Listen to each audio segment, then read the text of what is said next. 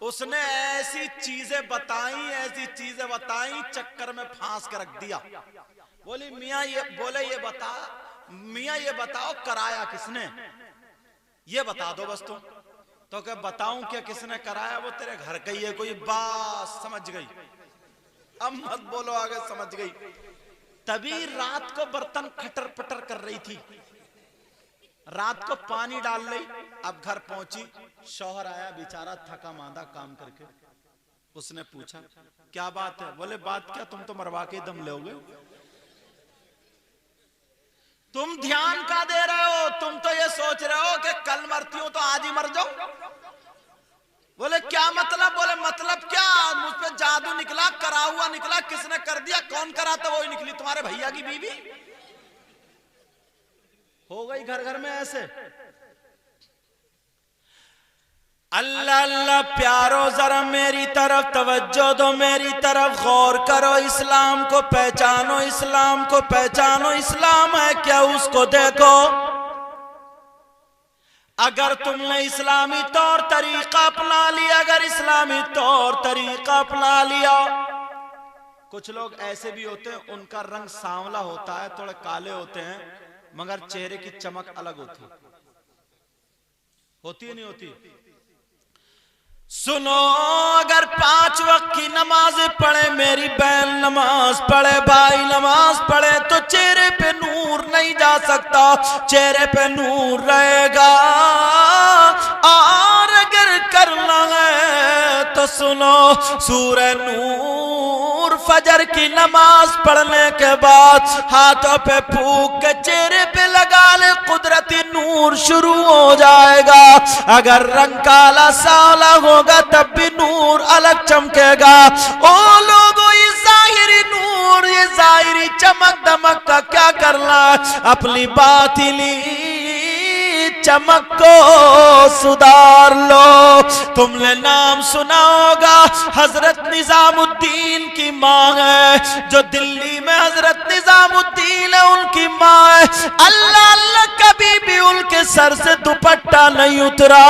अगर रात को सोती थी तब भी सर ढक के सोया करती थी।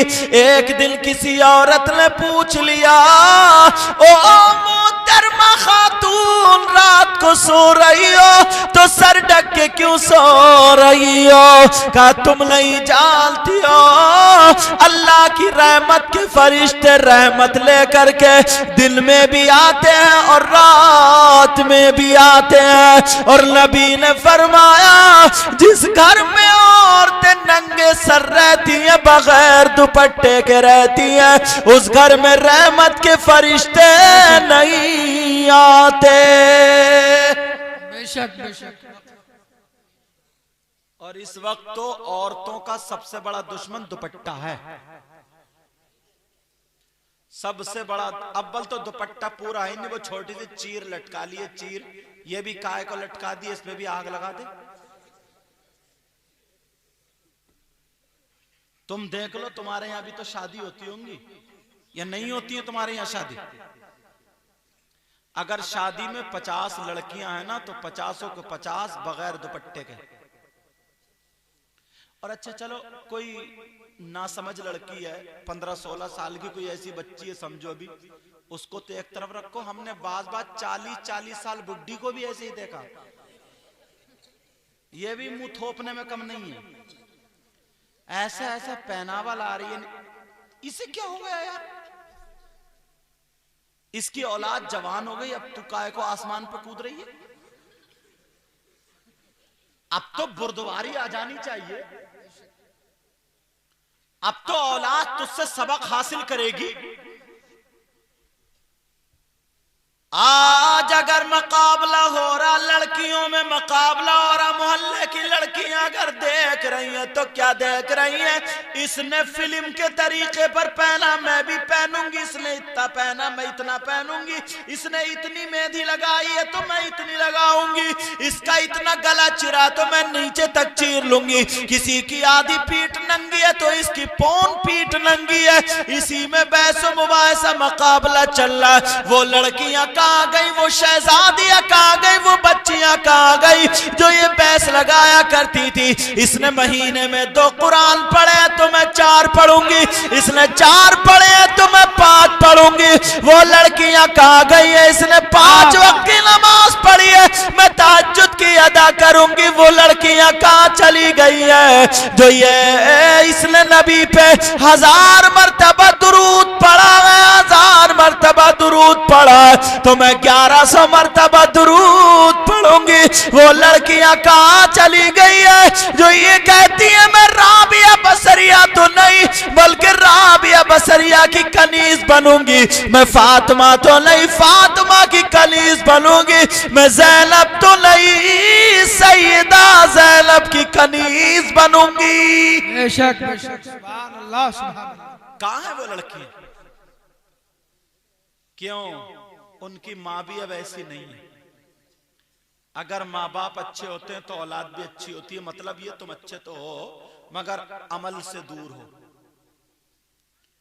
तुम्हारी अगर समझ में नहीं आया तो मंतिक से समझा दूं? बोलो समझा दूं? अगर ये माएं खुद दुपट्टा नहीं ओढ़ेंगी, ये माएं अगर खुद पूरे कपड़े नहीं पहनेंगी, ये माएं अगर नमाज नहीं पढ़ेंगी तो ये बेटी के सामने कितना चीखती रहे, कितनी चिल्लाती रहे, बेटी कभी कहना नहीं मानेगी। देखो एक मिसाल मैं तुम्हें दे रहा हूं, थोड़ा मंतिक से समझा रहा हूं। मुफ्ती सज्जाद साहब किबला यहाँ जलवागर है।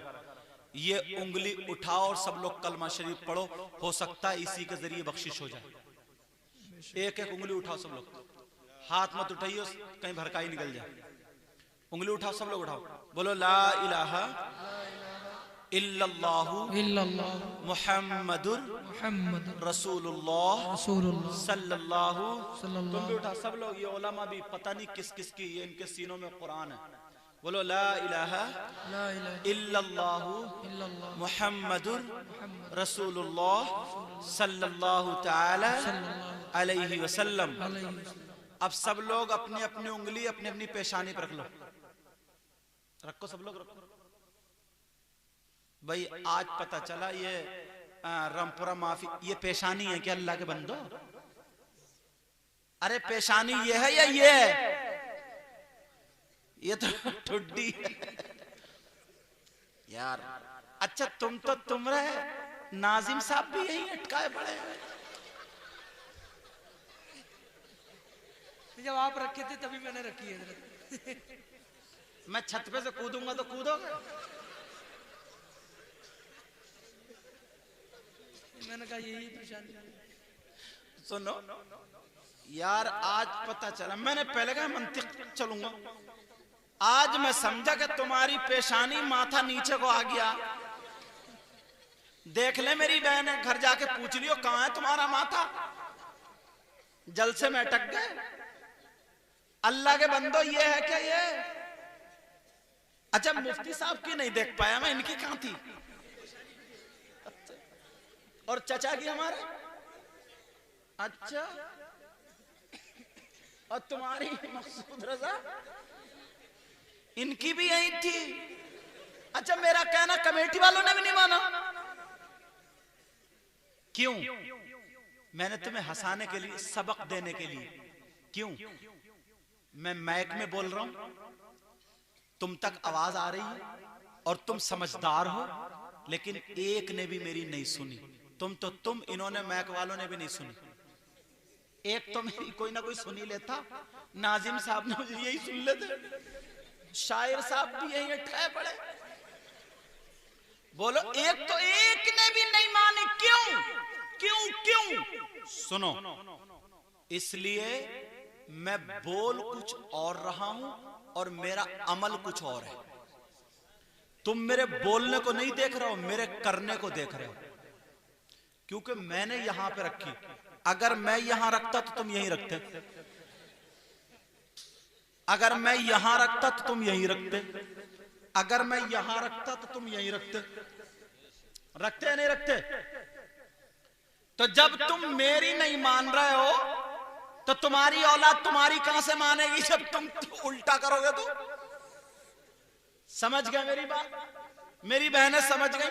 कितनी चीखती रहे, चिल्लाती रहे, कुछ भी करती रहे, जब तक ये खुद नहीं सुधरेंगी और तुम खुद नहीं सुधरोगे तब तक औलाद के चांस कम है। अगर सुधारना है तो पहले मुझे यहां रखना पड़ेगी, तो सब यहीं रखते।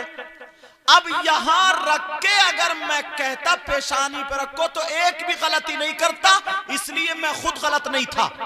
और जब मैं गलत हो गया यहां रख के तो इन्होंने भी परवाह नहीं की। बेशक बेशक। और सैयद साहब की कहां थी?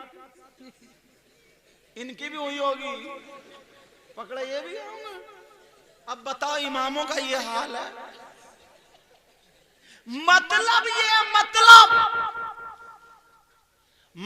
ये है मेरी बहनों, तुम्हें खुद को सुधरना पड़ेगा, तुम्हें खुद को अमल करना पड़ेगा। अगर सुधार लाना गए तो खुद सुधरना होगा। हजरत निजामुद्दीन की माँ, अब मेरी तरफ जरा वो छोड़ो, तवज्जो दो।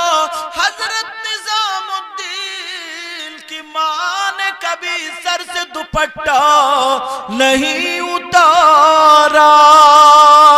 अल्लाह अल्लाह, एक रात ऐसा हुआ आपको बहुत ज्यादा नींद आ रही थी, तहज्जुद में कुरान पढ़ रही थी। कुरान पढ़ते पढ़ते नींद सी आने लगी। कुरान बंद करके दीवार से टेक लगा के आंख लगाने लगी।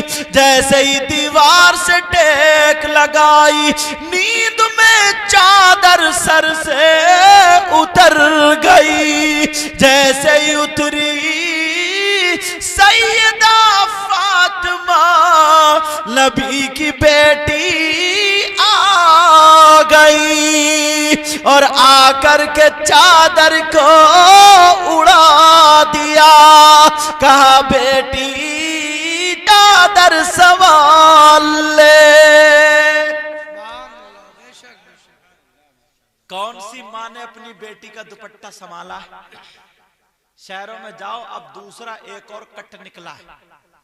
पहले तो यहां तक, अब यहां से यहां तक का कटा हुआ हवा ले रही है। अरे इतना कटा हुआ इधर, पता नहीं क्या करके छोड़ेंगे लोग। अब हजरत दिल्ली में सूखा पड़ गया, कहत साली सूखा पड़ा, बारिश नहीं हो रही थी। लोगों ने सोचा यार ये नेक लोगों का घर है, वलियों का घर है, परहेजगार लोग हैं, चलो हजरत निजामुद्दीन तो बच्चे थे छोटे से, चलो चल के दुआ करा ले। चलो हजरत निजामुद्दीन के दरवाजे पे आए, ये तो छोटे से बच्चे थे। कहाँ है बेटा तुम्हारे अब्बू? कहा वो तो जंगल को गए इबादत करने। वो लोग पहले जंगल जाया करते थे इबादत करने, जंगल को चले गए। अच्छा, सब लोग मायूस होके जाने लगे। अब कौन दुआ करेगा? वही हमारी नजर में एक नेक आदमी थे, अल्लाह वाले थे, दुआ कर देते तो बारिश हो जाती। सब लोग जा रहे हैं। हजरत निजामुद्दीन आए हैं कि माँ ने पूछा बेटा कौन थे? कमी जान ऐसे ऐसे लोग आए थे और ये कह रहे थे हम कैसे दुआएं कराएं, दुआएं कराने आए थे, तुम्हारे अब्बू है ही नहीं। कहा बेटे घर से कोई खाली नहीं जाता है, जाओ जल्दी जाओ, सबको बुला लाओ और ऐसे उनसे कहने को बैठ जाओ, वुजू बना करके जैसे नमाज में बैठते हैं, अत्तहियात पढ़ते हैं। अल्लाह अल्लाह। हजरत निजामुद्दीन छोटे से थे, दौड़ते हुए गए, भागते हुए गए, कहने लगे चलो दुआ होगी। सब लोगों ने वुजू बना लिया, तहियात में जैसे बैठ गए। हजरत निजामुद्दीन की मां ने हजरत निजामुद्दीन का वुजू बनवा दिया। कह रही है मेरे लाल कुल्ली ऐसे होती है, नाक में पानी ऐसे पड़ता है, चेहरा ऐसे धोया जाता। मेरी बहनें सुन ले, भाई सुन ले, कितनी माएं ऐसी हैं जो अपनी छोटी बच्ची और बच्चे को वुजू का तरीका बताती हो। नहीं, बल्कि क्या करते हैं बताऊं? ये फुप्पो फुप्पो ये क्या करती हैं? देखा दादी बैठी है, इन्होंने निकाली, मुन्ने इधर आ। तो छोटा सा बच्चा आया दौड़ते हुए, चप्पल निकाली और जब दादी अम्मी के सर पे पटाख से मार गया। ये भागते हुए गए, कुटर कुटर दादी अम्मी के एक पटाख से मारी। दादी अम्मी चारों खाने चित्त बड़ी है और मुंह फैला रही है, हाँ, कितना अच्छा लग रहा है मारता हुआ। चच्चा है चच्चा, ये चच्चा ये भी कम नहीं है। कोई एक तो ऐसा होता जो घर को सुधारता। इसने मोबाइल खोला, उसमें डांस वगैरह निकाला, गाना निकाला, और निकालने के बाद तकिए से किसी चीज से टेक लगा के रख दिया, और वो उसमें नाच रहे हैं या नाच रही है, और ये छोटी सी भतीजी या भतीजा घोड़ा, और ये उंगली पकड़ के उसको नचवा रहा, हाँ मुन्ने जरा डांस कर, हाँ मुन्नी डांस कर। कितना अच्छा सबक मिल गया। ये हमारे घर की तालीम है। और जब बड़ा हो जाए ना, बड़ा हो जाए, फिर आ रहे रोतो इमाम साहब, कोई मियाँ ऐसा बता दो जो एक तावीज में मेरी औलाद ठीक कर दे। अब तावीज नहीं, तुम्हारे लिए डंडा होना चाहिए। तुमसे मुराद उन लोगों के लिए।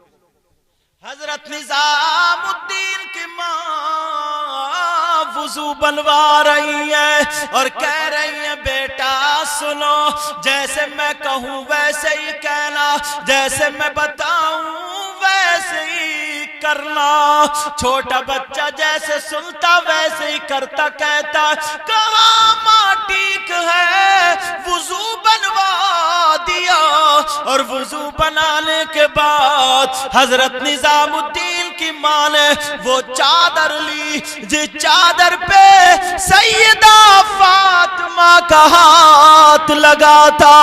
उस चादर में से एक तागा निकाला, और निकालने के बाद हजरत निजामुद्दीन की उंगली पे लपेट दिया।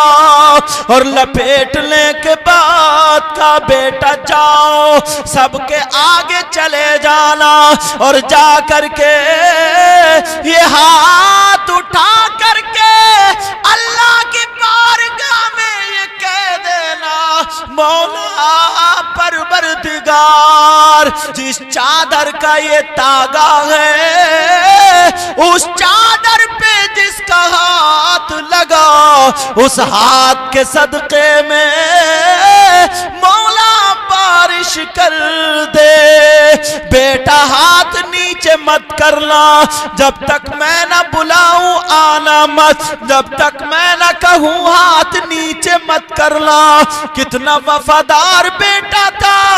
हजरत निजामुद्दीन चले गए, सब लोगों ने हाथ उठा लिए, निजामुद्दीन ने हाथ ऊपर को उठाया। छोटा सा बच्चा था, बड़ी प्यारी अदाएं थी। कह रहे परवरदिगार अल्लाह ताला, मेरी अम्मी ने मुझसे कहा है इस चादर का तागा है, जिस उस चादर पे जिसका हाथ लगा, उस हाथ के सदके में बारिश कर दे, बारिश कर दे, बारिश कर दे। हजरत निजामुद्दीन कहते जा रहे, अल्लाह अल्लाह, धूप से बादल घिर गया था, धूप थी अब बादल गिर गया, कुछ ही देर गुजरी बारिश होने लगी। हजरत निजामुद्दीन इंतजार में है कि मेरी माँ मुझे आवाज देंगी तभी हाथ नीचे करूंगा, मेरी माँ मुझे बुलाएंगी तभी जाऊंगा। हाथ ऊपर है और कह रहे मौला बारिश कर दे। सारे लोग भीग गए, हजरत निजामुद्दीन भी भीग गए, लेकिन जाड़े में कपकपाने लगे। छोटा सा बच्चा था लेकिन कपकपाने लगा। माँ पर्दे की आड़ से देख रही है, मेरा लाल कैसे आवाज निकालूं, क्या करूं, बाहर गैर मर्द हैं, मेरे लाल क्या करूं। लेकिन माँ का कलेजा तड़प रहा है, मेरे बेटे आजा, आवाज नहीं निकाल रही है, दुआ कर रही है, ऐ अल्लाह कोई सबब पैदा कर दे, मेरा बेटा निजामुद्दीन आ जाए। हजरत निजामुद्दीन कांपने लगे, जाड़ा बुखार चढ़ने लगा, होठ ऊदे नीले पड़ गए। लेकिन कितना बड़ा माँ का वफादार और रामपुरा माफी के गयूर मुसलमान आज के बाद कभी अपनी माँ और बाप का कहना मत टालना। अल्लाह अल्लाह, वो छोटा सा बच्चा, अम्मी जान के मैं आ जाऊं, माँ मुझे ठंड लग रही है, माँ मुझे ठंड लग रही है, माँ मुझे बुला लो। लेकिन माँ घर ही घर में कलेजा मसों से बैठी है, कह रही है मौला मेरे बेटे को भेज दे। मगर बेटा इतना फर्मा बरदार, माँ ने कह दिया था कि जब तक मैं न बुलाऊं आना मत, जब तक मैं आवाज मत दूं हाथ नीचे मत करना। अरे बेटे को बुखार आ रहा है, अम्मा जब परेशान हो जाती है, इसी माँ ने वही चादर ओढ़ी जिस पे सैयदा फातिमा का हाथ लगा था, और वो ओढ़ करके मुसल्ला बिछा करके अल्लाह की बारगाह में रो रो करके सजदे में दुआ करने लगी। अल्लाह की रहमत झूम गई। फरिश्ते से कहा, ओ फरिश्ते जा, माँ का सर सजदे से ना उठे, निजामुद्दीन को परों की गर्मी दे दे ताकि जाड़ा खत्म हो जाए, परों की साया कर ले ताकि बुखार खत्म हो जाए, और माँ के आंचल में ले जा करके रख दे। माँ पुकार रही है, सजदे से सर नहीं उठाया। निजामुद्दीन को फरिश्ते ने उठा के माँ के पास पहुंचा दिया। सुभान अल्लाह, सुभान अल्लाह। ये है माँ और ये है बेटा। अगर माएं अच्छी बने, इतनी वफादार बीबियां थी, और आज जो शौहर कह रहे हैं उससे उल्टा कर रही हैं, उल्टा। घर घर में यूं हुई पड़ी है, मियां बीबियों में यूं हुई पड़ी। अच्छा तुम भी तो कम नहीं हो, तुम भी तो ऐसे ही हो। जंगल में कोई काम बिगड़ गया, जला भुना गुस्से में चूर, और आके बेचारी उस गरीब बीबी को इतनी इतनी मोटी गालियां, और बल्कि इससे भी मोटी अगर हो तो होंगी, ऐसी ऐसी गाली, उसकी माँ की गाली, उसकी बहन की गाली, अजी पूरे शजरे को नानी तक की गाली। बताओ उस गरीब ने तुम्हारा क्या बिगाड़ा,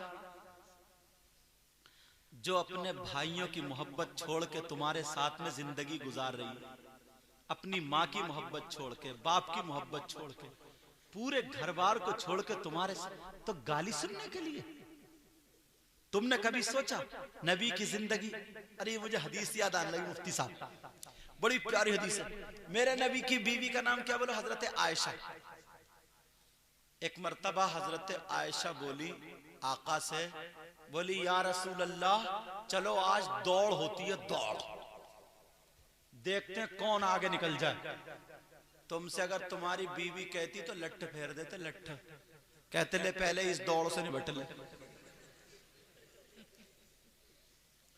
बाद में कुछ दौड़ होगी, समझे?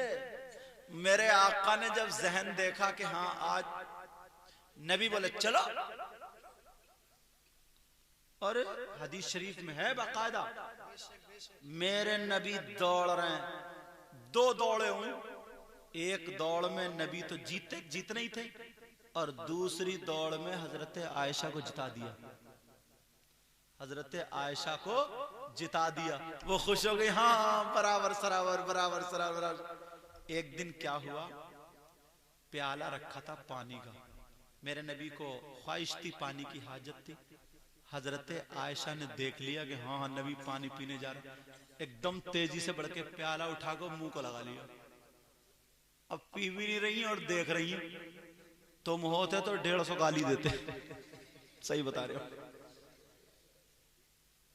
और बाज की तो तलाक पे नौबत आ जाती है। उस पता नहीं क्या रसगुल्ला समझ रहा है तलाक को, या मोतीचूर के लड्डू समझ रहा है तलाक को, पता नहीं क्या समझ रहा है। कड़ाक से जब 10-12 जब तक सांस चलती रही तलाक देता रहा, फिर उसके बाद 1 घंटे के बाद गुस्सा ठंडा हो, बोले ओ काम गलत कर दिया, अब क्या करें। अब जा रहे हैं मुफ्ती साहब, मुफ्ती साहब कोई रास्ता निकाल दो। अब रास्ता निकाल रहे, तूने सांस ली थी बीच में। अब कह रहा मैंने 2 मरतबा दिए, कभी कह रहा 1 मरतबा। एक तो मेरे पास जसपुर में ऐसे आए, बोले सैयद साहब ये बताओ 2.5 तलाक दी, तलाक हुई कि नहीं हुई। मैंने कहा बाद में बताऊंगा, लेकिन पहले ये बता 2.5 तलाक तूने दी कैसे। बोले 2 तो पूरी दे दी थी और तीसरी दे रहा था, आधी दे पाया हूं, साली ने मुंह दबा लिया। मैंने कहा अच्छा रहा तेरा गला नहीं दबाया। मैंने कहा जा हो गई तेरी 2.5 से ही हो गई। बहरहाल अब हमारे घरों में तुम भी कम थोड़ी हो, बेचारी को खाली मूली सता रहे हो। और ये भी कम नहीं है। वो प्याला हजरत आयशा ने लगा लिया और पीना शुरू कर दिया। जब बर्दाश्त की हद हो गई, नबी भी देख रहे हैं, मुस्कुरा रहे हैं। अब जब हजरत आयशा को ये हो गया, अब नबी कुछ नहीं कहेंगे, प्यार में थे, नबी कुछ नहीं कहेंगे, तो प्याला पकड़ के दे दिया, लो पी लो। तुम होते तो मुंह पे मारते। बोलो है कि नहीं। अब प्याला दे दिया, ले तो लिया प्याला। लेने के बाद बोले आयशा एक वायदा है। क्या। बोले पानी तो पीऊंगा, मगर तुम्हें एक कहना मानना पड़ेगा। क्या। कि ये बताओ इस प्याले में तुम्हारे होठ कहां लगे थे। होठ कहां लगे थे। हजरत आयशा बोली यहां लगे थे। मेरे नबी ने वो प्याला घुमा के जहां पे हमारी आपकी माँ के हजरत आयशा के होठ लगे थे, मेरे नबी ने वहीं पे अपने होठ लगा करके पानी पी लिया। अब मुझे बताओ अगर मियाँ बीबी की जिंदगी नबी की तरस पे गुजरेगी तो कभी तलाक होगी। तलाक की नौबत आएगी नहीं आएगी। मामला दोनों ही तरफ से होता। अल्लाह बरकतें फरमाए। एक लड़की मुझे याद आने लगी, पहली रात उसकी शादी की, पहली रात। कुछ ये कहते, मसाला सुनो, मसाला ये है मुफ्ती साहब तो आप जानते हैं, आपकी मौजूदगी में बताऊं। मसाला ये है कि मर्दों पर सबसे ज्यादा हक उसके माँ बाप का, औरतों पर सबसे ज्यादा हक उसके शौहर का। हर दिन नई नात और बयान सुनने के लिए हमारा चैनल अपना इजहरी नेटवर्क जरूर सब्सक्राइब करें और साथ में घंटी वाला बटन भी दबाएं।